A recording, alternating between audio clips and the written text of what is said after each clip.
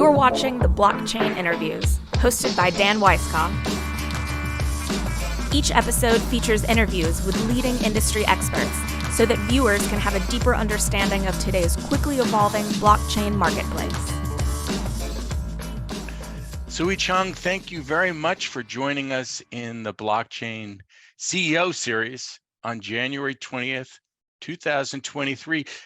Today we'll cover a bunch of things in about 45 minutes. Who is CF Benchmark?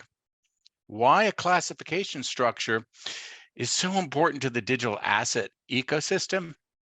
And looking broad and narrow, where are most of the opportunities across industries and adoption and disruption as a result of digital assets?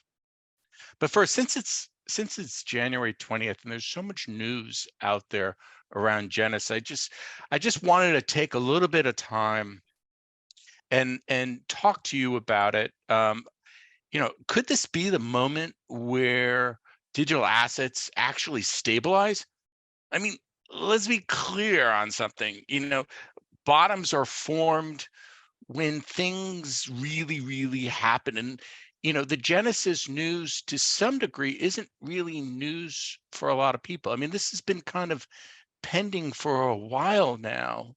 What are your thoughts around, whether or not this might be a bottom? And I just really want to take like 2 minutes, because whether it is or isn't, there are different types of bottoms. And let's be honest, nobody really knows where there's a bottom. But, I'm going to say, after 30 years in this business, things look like they're improving. What are your thoughts? Well, first of all, Dan, thanks very much for having me on the show. Really great to be here and really excited to be chatting with you.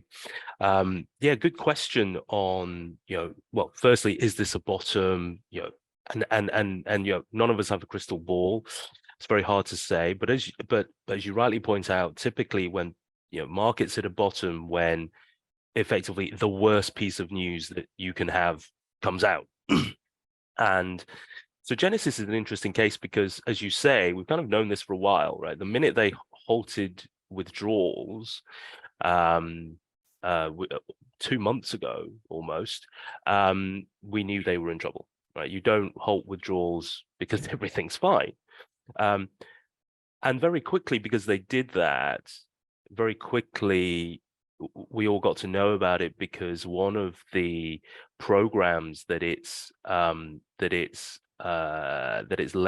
Genesis Global Capital, the lending arm, was responsible for managing was the Gemini Earn program.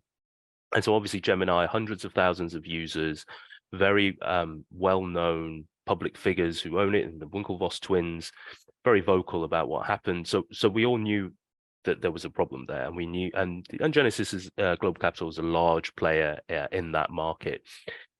And then it files for bankruptcy yesterday. And the intriguing thing about Genesis is because everything was publicly known. So you know that they are in trouble, but you also know who they owe the money to. So you could already work out, okay, the contagion, that is the contagion, okay, and then you go, okay, so they owe money to all these Gemini users. Do those and these are the end investors, right? So there's no one behind them, so to speak. There's not another domino behind them. It's not, oh, it was borrowed from a brokerage house. Where did the brokerage house get its money from? You don't have to trace any further back. You have hit ground zero. So in that sense, you may very well be right, in that this latest episode, because everything is known and it sort of, we know how far it goes, therefore we know where it stops, right? It can't contaminate anything further. And so you may be right, this could be that last domino, and hence this could indeed be the bottom. Yeah, and this is all about restoring confidence, right? And it's a weird twist of fate in that confidence might be restored by the bankruptcy system, which ultimately is probably going to lead to more regulation, et cetera. And, that's a good thing. I think most people would agree with, who are on the institutional side of things.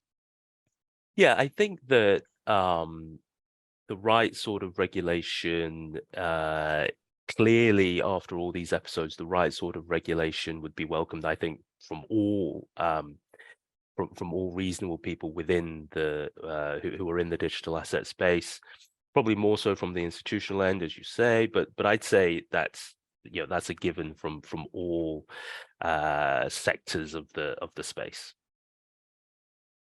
So I want to now get into the important thing here, which is what you do, right? I think very often price determines value, at least perceived value, as opposed to value determining price. That's kind of a twist of things, right? And we've gone through a period of time over the last 12, 18 months where, well, price was determining value.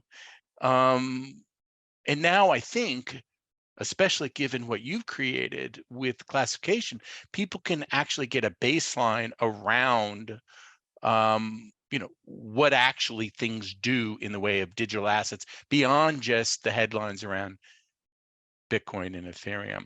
So walk me through a little bit, how you came about creating CF Benchmark and why you thought it was necessary, because you were early, right? You've got 25 employees now, and you're the biggest. Yep, that's right, Dan. So yeah, it's CF Benchmarks is a UK incorporated FCA regulated benchmark administrator. So sounds very highfalutin, but bottom line is we provide indices in the same way as MSCI, S&P, et cetera, et cetera. But here in the UK, the provision of financial indices is a regulated activity. So hence we are regulated by the primary regulator, financial regulator here in the UK, the Financial Conduct Authority. And what we do is we provide benchmark pricing, benchmark performance, benchmark portfolios for the digital asset space. So effectively, again, all the great things that the likes of S&P and MSCI do in the traditional asset class, CF Benchmarks does in the digital asset class. Now, we were formed we started in 2016. We started producing indices in 2016, and our first job, our first mandate, the real reason for being was there was demand out there for a benchmark price for Bitcoin. So Bitcoin at this stage is trading at about $1,000. It's beginning to pique people's interest, institutional interest. One of those institutions that piqued the interest of was the CME. So the CME at that time saw what was going on in terms of it was Bitcoin at this stage. It was Bitcoin, the amount of trading volume, the price action. Some of CME's users were telling CME, this is something you should look at. We might get involved in this space. We might get involved in trading this Bitcoin. And so CME, its product people cast around to think about, okay, how can we address this potential need in the market? We probably want a futures contract. We want a cash settled futures contract. We need a benchmark price to settle such a contract to, and margin to, et cetera, et cetera.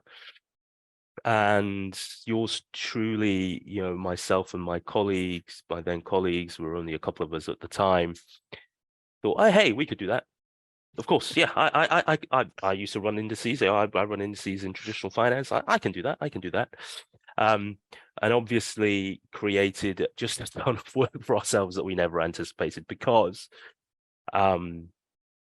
it's a completely unregulated space, right? The spot market is completely unregulated. You have CME, CFT, the premier derivatives exchange on planet Earth, heavily regulated, CFTC, self-regulated, all these requirements that it has, both internal and then, of course, external from regulators and stakeholders for all of their contracts and all of their markets. So we, so obviously we designed a methodology, yada, yada. all that good stuff. But more importantly, we had to be able to satisfy the CFTC that the benchmarks had integrity. So our benchmark price, the CME/CF Bitcoin reference rate, was free from manipulation. It was robustly calculated. It has all kinds of provisions in place to cater to any disruptions that the market, the underlying spot market might have. And this is just to form a price of Bitcoin in US dollars once a day. And you have to, so some might call it a long walk for a short drink of water. But we fast forward, and obviously the CME crypto derivative suite, is clearly, it's the most successful regulated financial product for the digital asset space. I don't think that's deniable. We played a small part in that. So that's how we started.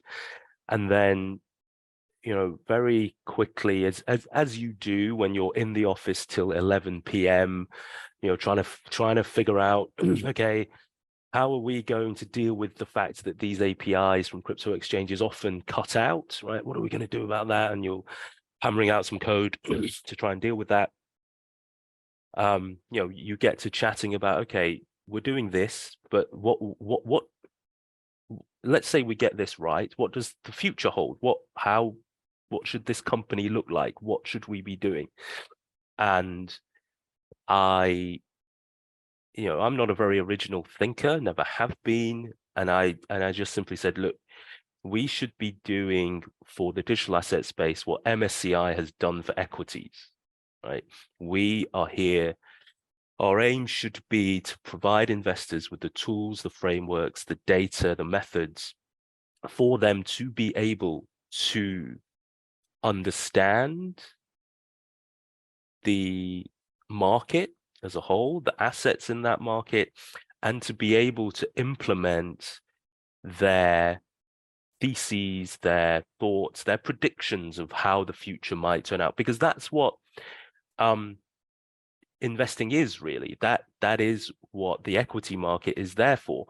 If you believe that more people will drive electric cars tomorrow than do today, and that electric cars will outsell internal combustion engine cars, then you buy Tesla stock, right? Because you know that they make cars, these other companies make cars. I think they will sell more cars than Ford, GM, and Fiat, and etc. So I buy Tesla stock. Now, that is actually the culmination. So thinking that there'll be more electric cars, great. That's what you see. That's what you experience in the real world. You can see that on the streets and roads. But saying, okay, I'm going to buy this stock over these, that actually requires the likes of MSCI, right? But GICS, right? The classification structure. That's what tells you of all the stocks out there, these ones are automotive stocks.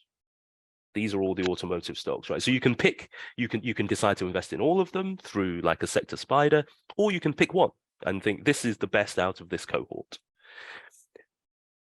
And that's what CF Benchmarks is really there to do. It's there to be able to allow investors to action their thoughts, their predictions, to implement their theses through robust pricing and classification of the assets themselves. But you're a CEO at CF Benchmark, of course, right? You've got 25 employees. I'll be honest with you. That's a lot of employees for, well, an index provider that's relatively new. Or most of them programmers or compliance people. I mean, you're audited by Deloitte, so you've got to have a lot of compliance infrastructure. What's the culture like? And you were talking about a meeting before. Talk to us a little bit about your own infrastructure, because we're talking about CEO infrastructure companies. Sure. So of our 25 people, roughly half are engineers. So obviously, we built this business over the past 6 years, and any business that is started in that period is going to be tech heavy, right? You know, everything's cloud.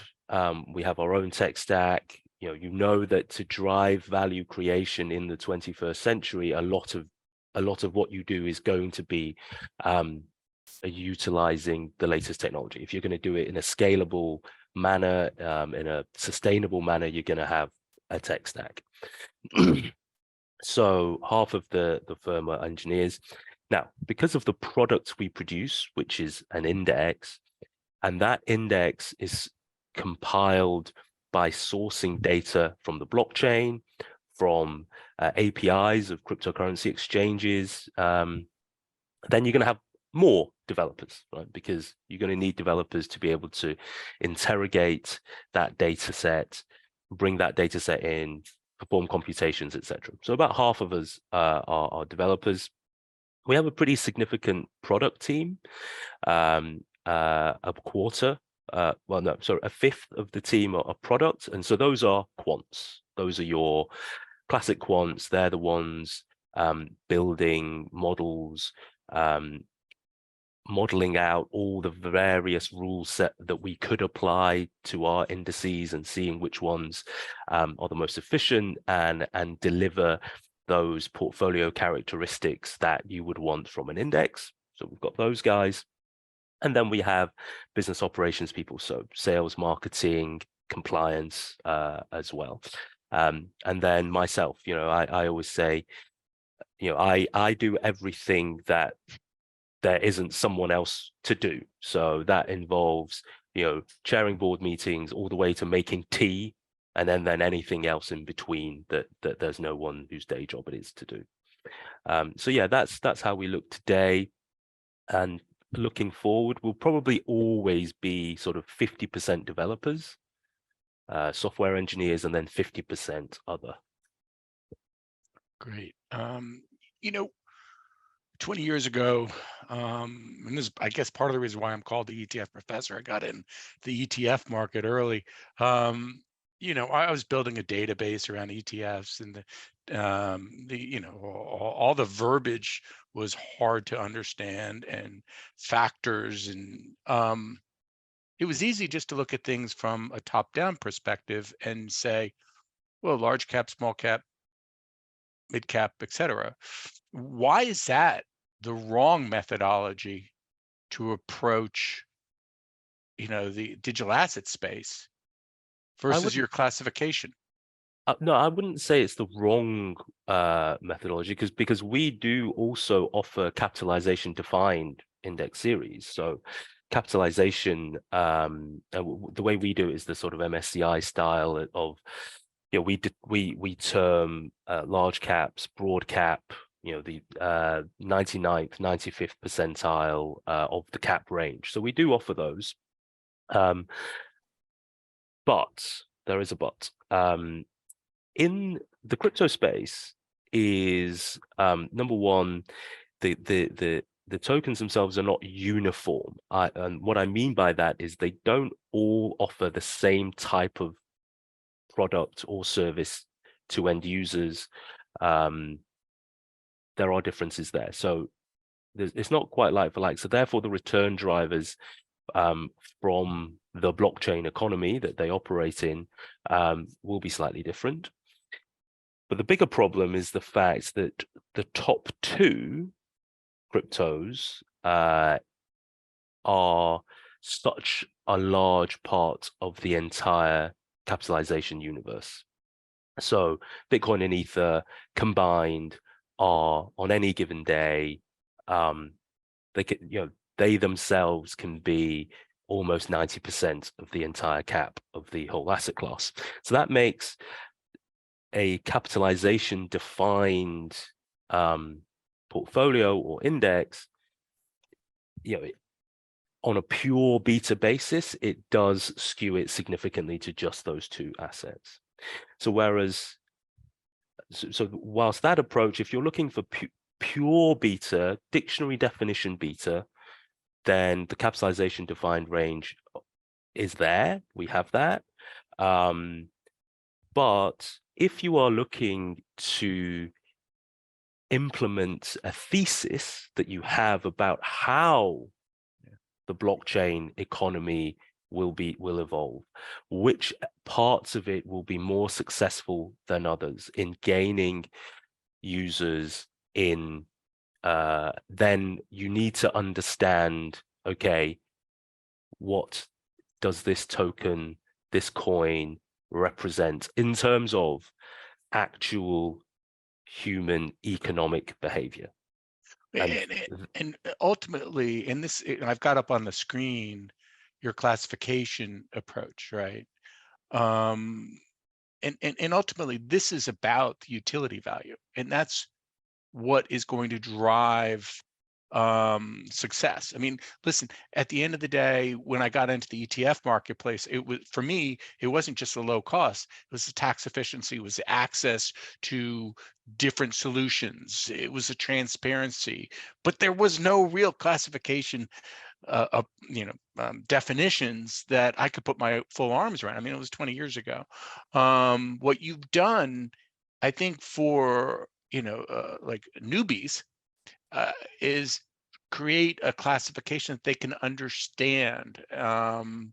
So let's walk through it a little bit, and if you could speak to the utility value in the context of how different industries will Of be course. affected, that would be great too. Of course, of course. So the way we approach our classification structure,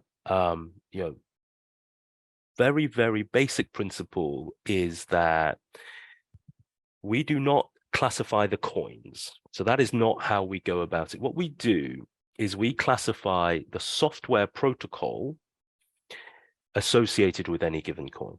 So with Bitcoin, we're not actually analyzing, we're not looking at Bitcoins in of themselves. We're analyzing the network. In Bitcoin's case, the software protocol is a network called the Bitcoin network. It's a blockchain network. So we're looking at that and its characteristics. So Bitcoin for us is a settlement network, number one. So that's why it's in the settlement segment.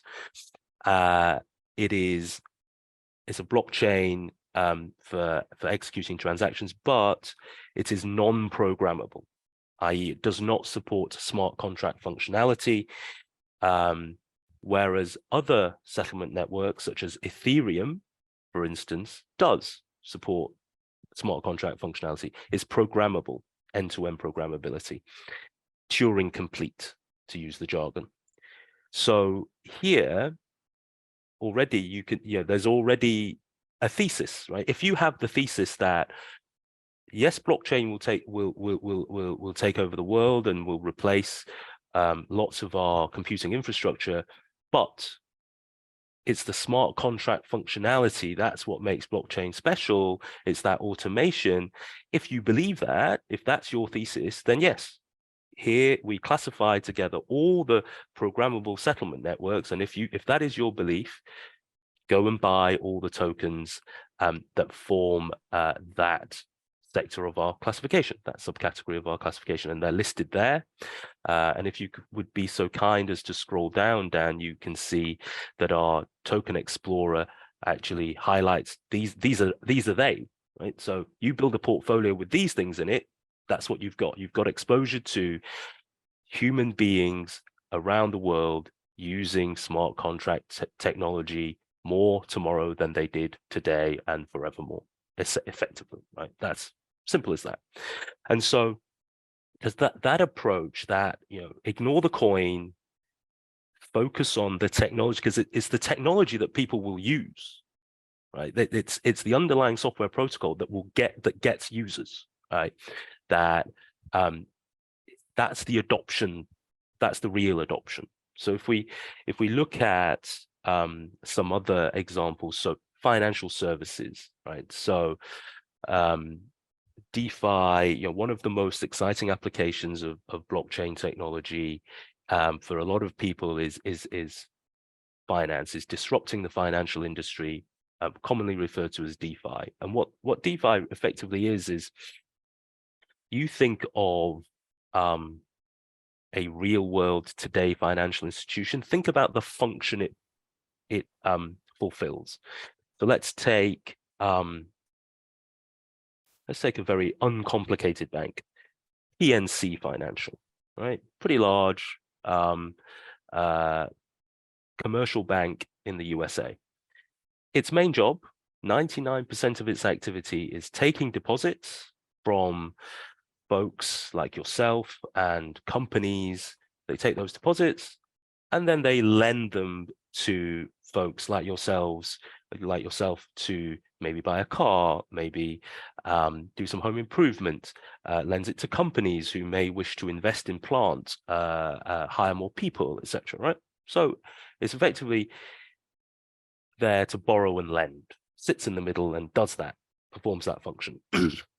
Well, there are software protocols that live on the blockchain, that operate on the blockchain through smart contract technology that do that too. You can deposit your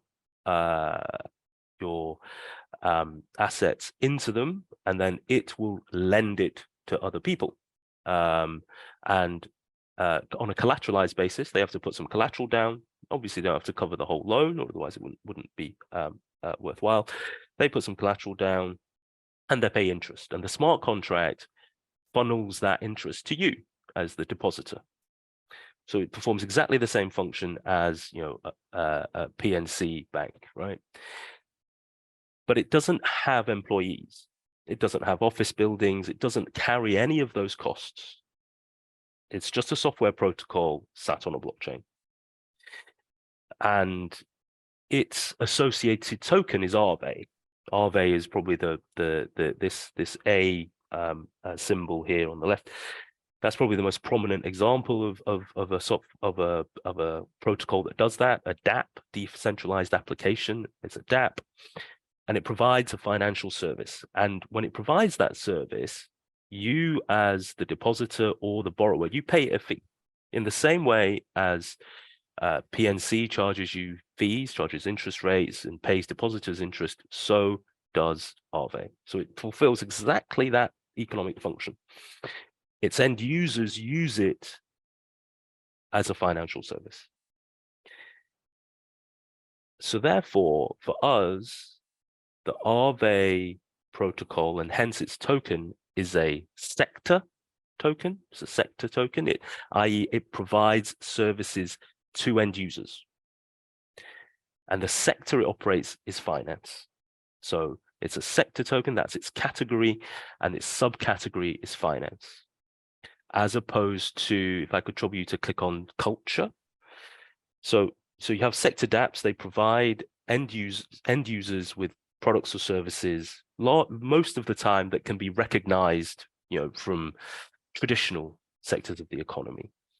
Here in culture, we have, these are dApps that facilitate the creation of content, engagement with content, consumption of content, be that art, music, entertainment, whatever manifestations of culture. So for instance, NFTs, there are dApps out there that allow you to mint NFTs. So hence we classify them as sector dApps and under the subsector of culture. And so therefore, if you believe that more and more of us will own NFTs, we will spend time in the metaverse, we will do all of those things, we will spend our cultural leisure time engaging with those sorts of phenomenon, then hey, here are the culture dApps. You can build a portfolio of these tokens, you will be exposed to that phenomenon. So, but Sui, how do your classification methodology is rigid in the context that, and you need it to be that way, right? A token, a project doesn't go from one to the other. It is either in the sector, either in the settlement, either in the service classification. At any given moment in time. Yeah, so at any given moment in time, it has to roll up, of course, it has to be whole. But of course, things change, right? So Okay. just in the same way as companies evolve, we've seen a number of companies over the years start off in one sector and then eventually move into a different sector. So in our classification, at any given moment in time, a token can only be in one place, right? It has to all I got sum to one, but over time they can move from one category or subcategory to a different one. Yeah, we had an issue with our strategy where so much was falling into the transactional side that we ended up having to break up our categories between transactional and applications, as an example, because Mm, the reality is we're dealing with an evolution. Maybe mm. some people would say a revolution, but change is going to be happening. So let's walk us through. So we covered culture, we covered finance, industry. Yeah. So the other subsector that we see is what we term the industry dApps. So these are dApps that are facilitating traditional industries. So they are often supplementing real world activity with and bridging them to the on-chain world. So we see this in a lot of times utilities. So there's EWT token whereby it's there to facilitate the application is there to facilitate real world existing real world industry, often in the name of efficiency gains, or sort of widening the application of what those do. So this is probably the most nascent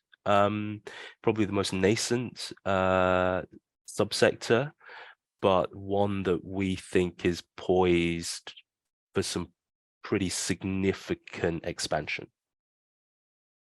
as more and more traditional industries see what is possible, particularly through smart contract technology, but on public blockchains, because that's the bit that allows them to interact with end users, right? Because I think this is where the sort of enterprise blockchain, private blockchain, which is where a lot of this type of activity was originally focused, because of the increasing usage of public blockchains by both all types of end users, both consumer and corporate, that that reach part, fundamentally, if you are trying to reach your customers and counterparts, then public blockchains, smart contract enabled programmable settlement networks is really where you want to be meeting them. Okay. So let's not forget about the service. Yep. So our services category these are the protocols that really facilitate the dApps to operate on the settlement networks, because we've always got to remember that dApps do not operate in isolation. They operate on a blockchain, on a settlement network, but to do that efficiently and to be able to do all the things that it needs to do, they often rely on service protocols.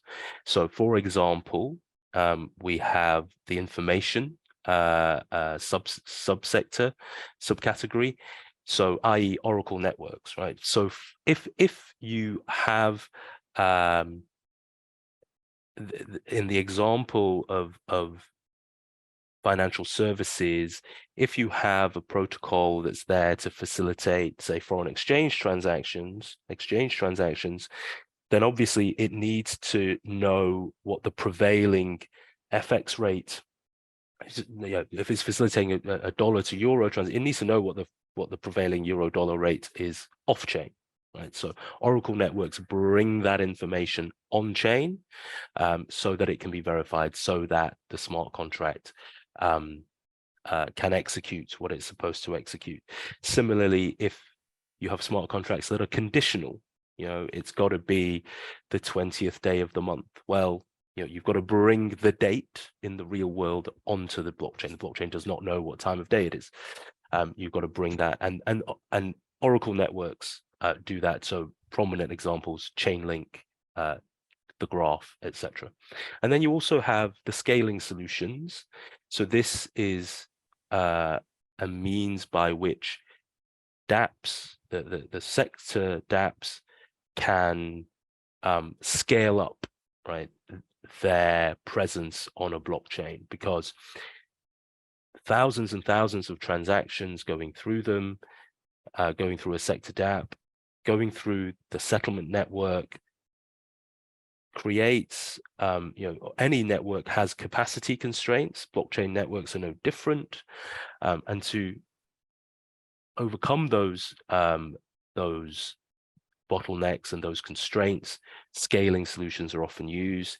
And this is a very this is at the moment a very exciting part of the ecosystem, because more and more solutions are being deployed, the more and more of them are being used, and it's enhancing the capacity of the settlement networks like Ethereum significantly, and bringing the transaction costs of using the network down significantly for those transactions.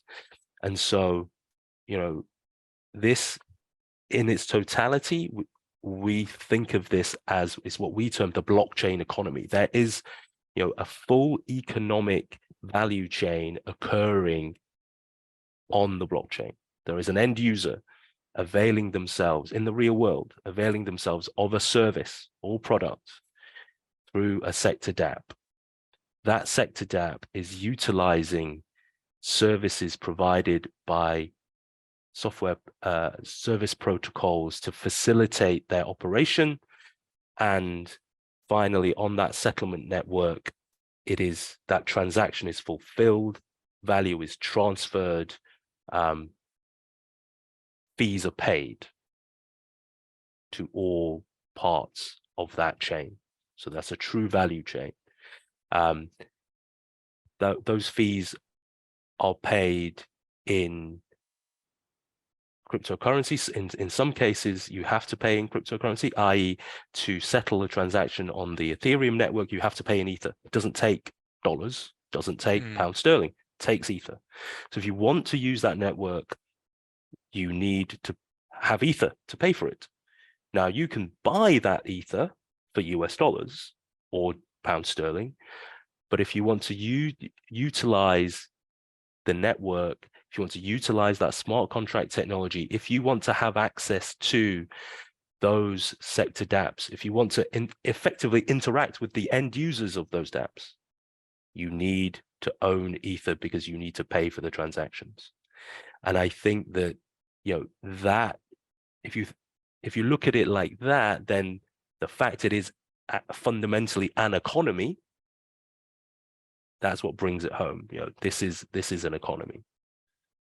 So we wrote in our end of year report about how the Ethereum smart contract network had created something like 50% more smart contracts.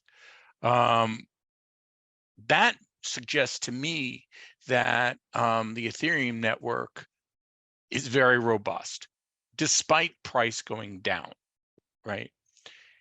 Does that kind of growth, not specifically Ethereum, but just generally that kind of growth, because I'm not looking for you to validate the numbers, is my point really. Does that kind of growth reflect just the utility value of Ethereum, or does it reflect the utility value of the overall ecosystem, in your judgment?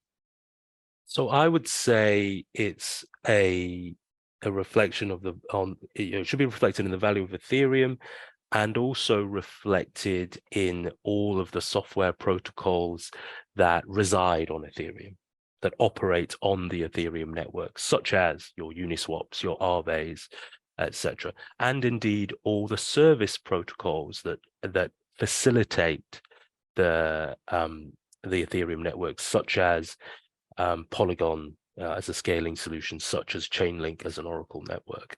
So all of them are benefiting in some way, just in the same way as, when US GDP is growing by 8%, the entire economy, every economic actor within the USA is benefiting to some degree. Now, some are benefiting more than others, and you obviously have to go down and do some bottom-up research. But from a top-down research, if the US GDP is growing by 8%, it's good for all Americans. Well, at least in the context, it sets up for the opportunity to do better. Yeah. And I don't think there's a question about that. So how do you deal with a situation like MicroStrategy in the context, not specifically about that company, but in the context of Michael Saylor making a statement that he sees opportunities for that company to increase the robustness? And maybe Michael's going to call me later and yell at me, but uh, the robustness of how Bitcoin could be used differently than it's currently being used, meaning maybe as a software type of protocol in cybersecurity or in marketing. Because he went in on December and basically made the statement that his company might come out with something. Yeah, I think that's part of the beauty of the fact that it's an open source. All blockchain networks are open source, right? So anyone can go and look at how it works and suggest how it could evolve. But that leads me to the second beauty of public blockchains, is that governance is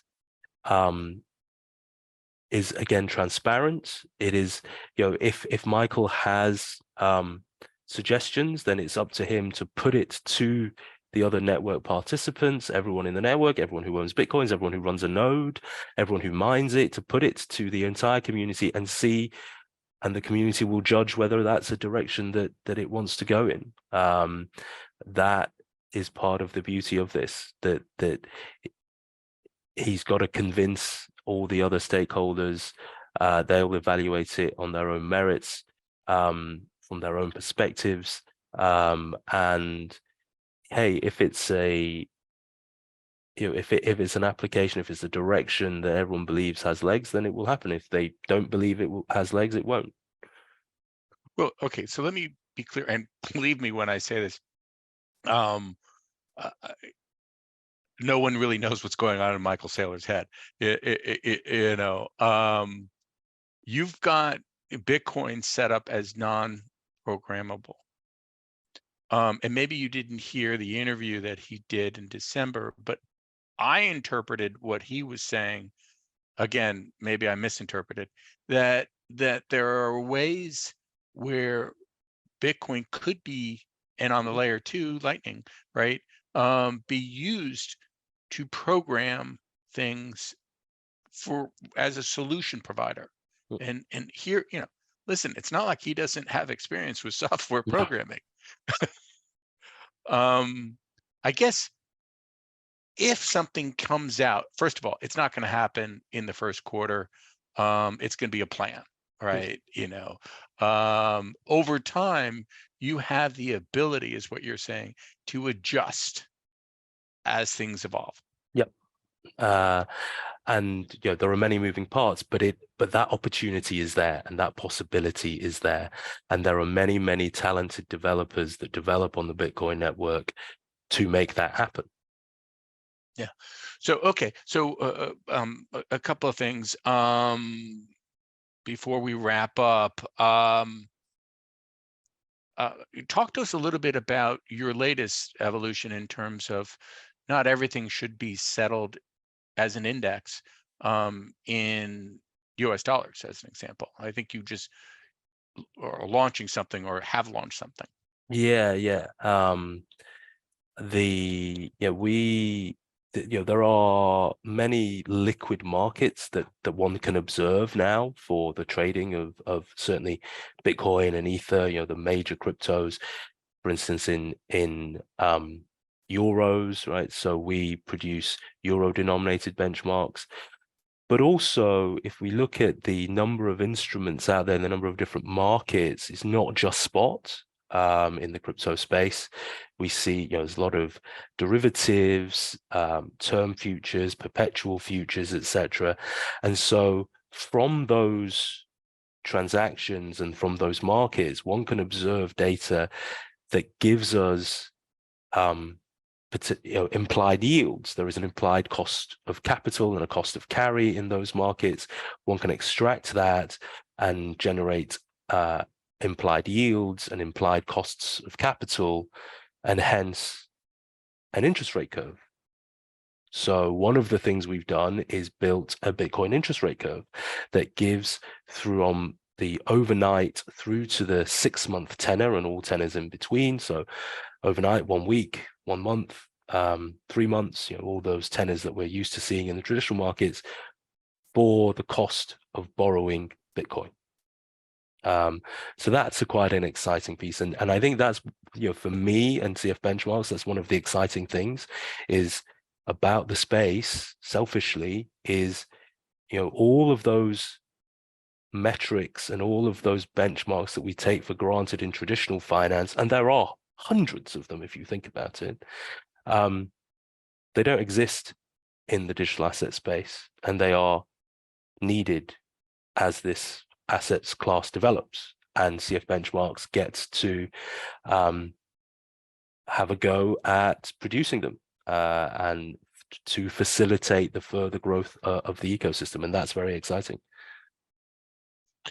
Yeah, so my wild card questions that I like to ask everybody, what is the one thing that investors in the blockchain are not paying attention to today that in hindsight will be viewed as obvious?